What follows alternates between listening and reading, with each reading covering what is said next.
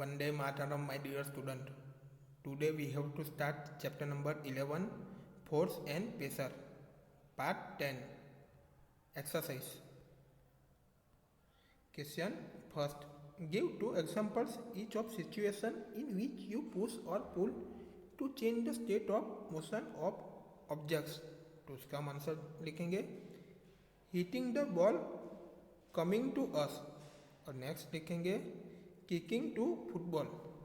तो बॉल को हिटिंग करते हैं तो हमारे पास वो होता है, फुटबॉल को भी क्या करते हैं, किकिंग करते हैं। Question 2.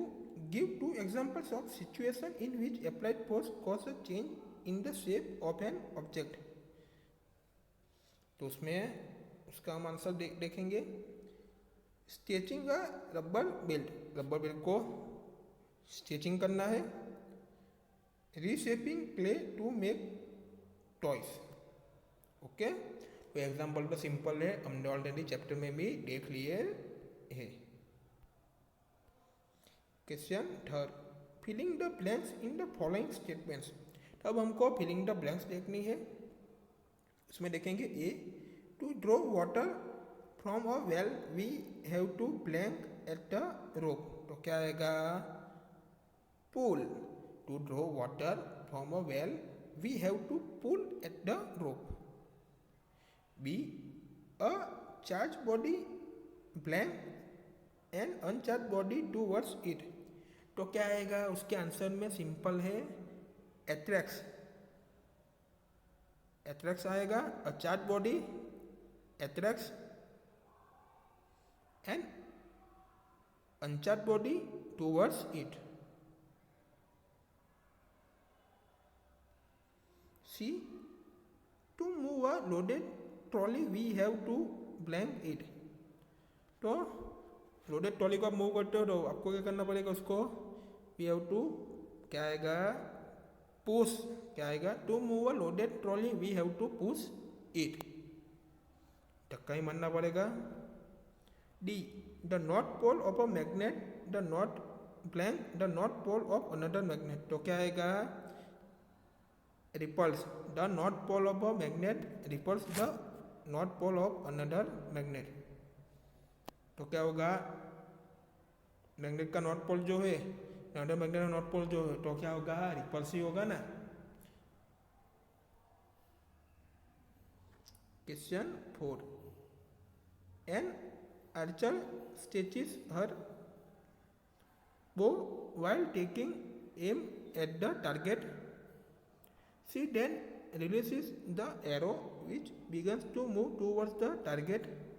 Based on this information, fill up the gaps in the following statements using the following terms. तो इधर हमको दिए गए हैं जो वही आंसर दिए गए, muscular, contact, non contact, gravity, friction, shape, attraction, वो सब दिए गए। उससे ये सब आप क्या है, फिल इन द ब्लैंक्स के आंसर ही है। तो वैसे हम फिल इन द ब्लैंक्स वो देखेंगे। ओके, तो पहले देखते हैं ए, टू स्ट्रेच द बो the Archer applies a force that causes a change in its blank. तो क्या आता है उसमें, शेप। क्या आएगा, शेप आएगा। B, the force applied by the archer to stretch the bow is an example of blank force. कौन सा फोर्स आएगा, कॉन्टैक्ट फोर्स आएगा। C, the type of force responsible for a change in the state of motion of the arrow is an example of a blank force. तो simple है, हमने ये सब देख ही लिया है। तो ये टाइप का जो फोर्स है वो एरो के मोशन के स्टेट में चेंजेस जो होता है इसके लिए वो रिस्पॉन्सिबल होता है। तो क्या आता है उसमें, मस्कुलर फोर्स आता है। D, while the arrow moves towards its target, the forces acting on it are due to blank and that due to blank of air. तो क्या आएगा आंसर में, ग्रेविटी, क्या आएगा, फ्रिक्शन आएगा। Question 5. In the following situation, identify the agent exerting the force and the object on which it acts. State the effect of the force in each case. इस cases में force को क्या effect होता है वो हम देखना है. A squeezing a piece of lemon between the fingers to extract its juice. तो बी में देखते हैं taking out paste from a toothpaste tube. C a load suspended from a spring while its other end is on a hook fixed to the wall. D. An athlete making a high jump to clear the bar at a certain height. तो पहले हम देखते हैं उसका answer, सबका answer देखेंगे. इधर number दिए गए, एजेंट है, ऑब्जेक्ट है, इफेक्ट है. पहले देखेंगे ए में, ए वाले में फिंगर्स. तो ऑब्जेक्ट क्या होता है लेमन. तो effect juice is extracted by force. Juice जो है वो फोर्स के द्वारा एक्सट्रैक्टेड होता है. बी तो इसमें लिखेंगे फिंगर्स, एजेंट में क्या आएगा object toothpaste, effect toothpaste coming out by force. Toothpaste जो है फोर्स के द्वारा कमिंग आउट होता है. सी लोड, ऑब्जेक्ट में spring, expansion of spring effect में. ओके. डी एथलीट, तो ऑब्जेक्ट में athlete body, athlete jump over the bar. Athlete जो है बार के ओवर जंप करता है. Okay. Question 6. A blacksmith hammers a hot piece of iron while making a tool. How does the force due to hammering affect the piece of iron? तो इसका answer देखते हैं. The force due to hammering change the shape of the piece of iron. तो hammering से जो भी force लगता है तो हैमरिंग की वजह से आयरन का पीस का शेप चेंजेस होता है. Question 7. An inflated balloon was placed against a wall after it had been rubbed with a piece of synthetic cloth. It was found that the balloon sticks to the wall. What force might be responsible for the attraction between the balloon and the wall? अब उसका answer देखेंगे. The force which is responsible for the attraction between the ball and the wall is electrostatic force. तो force जो है वो wall and ball के बीच में attractions के लिए वो रिस्पॉन्सिबल होता है. तो उसको क्या कहते हैं इलेक्ट्रोस्टैटिक फोर्स कहते हैं. When we rub the balloon by a synthetic cloth, it gets charged. तो सिंथेटिक क्लोथ के द्वारा बलून को रब करते हो तो वो क्या होता है चार्ज होता है.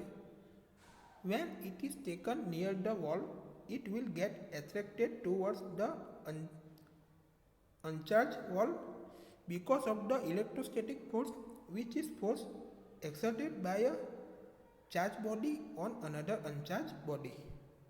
तो जब हम वॉल के नियर उसको लेते हैं तब क्या होता है अनचार्ज वॉल की और वो अट्रैक्ट होता है क्योंकि किसके कारण वो इलेक्ट्रोस्टैटिक फोर्स के कारण अनचार्ज वॉल की और वो अट्रैक्ट होता है. एंड जो फोर्स जो है वो अनदर अनचार्ज बॉडी पर चार्ज बॉडी के द्वारा लगाया जाता है. Question 8.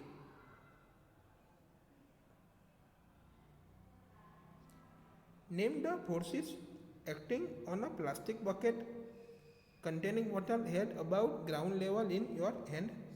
Discuss why the forces acting on the bucket do not bring a change in its state of motion. तो इसका आंसर देखेंगे. The force acting on a plastic bucket are plastic bucket के ऊपर जो भी फोर्स लगता है वो उसके बारे में देखते हैं. तो फर्स्ट देखते हैं gravitational force. It is acting downwards. नीचे की ओर से वो लगता है ग्रेविटेशनल फोर्स. देखेंगे muscular force. It is applied by our hands to lift the bucket in upward direction. तो नीचे के डायरेक्शन में बकेट को अपने हैंड से लिफ्ट जो करते हैं उसके द्वारा वो अप्लाइड होता है। Although this forces are acting on the bucket but no change is found in its state of motion because the two forces are balancing each other and the result net force is zero। तो ये जो forces जो है वो bucket के ऊपर तो लगते हैं पर उसके मोशन और स्टेट जो फाउंड जो होते हैं उसमें कोई चेंजेस नहीं आते हैं, क्योंकि टू फोर्सेस जो है वो एक दूसरे को क्या करते हैं, बैलेंस रखते हैं। रिजल्ट में क्या होता है, नेट फोर्स क्या होता है, जीरो होता है। Question 9, a rocket has been fired upward to launch a satellite in its orbit. Name the two forces acting on the rocket immediately after leaving the launching pad. उसका answer देखेंगे।